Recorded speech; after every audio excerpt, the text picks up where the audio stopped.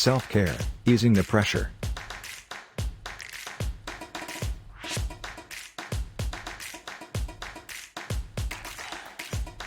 It's not a crime if you're not able to finish this task today. Take a break.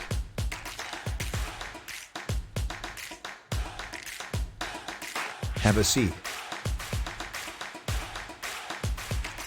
Have a healthy snack.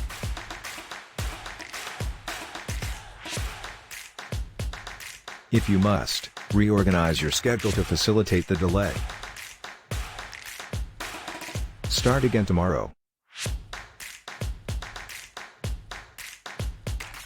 But if it has to be done today,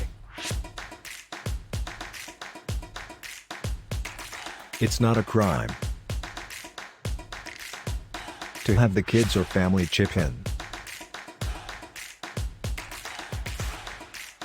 Or, invite some friends and have a house cleaning party.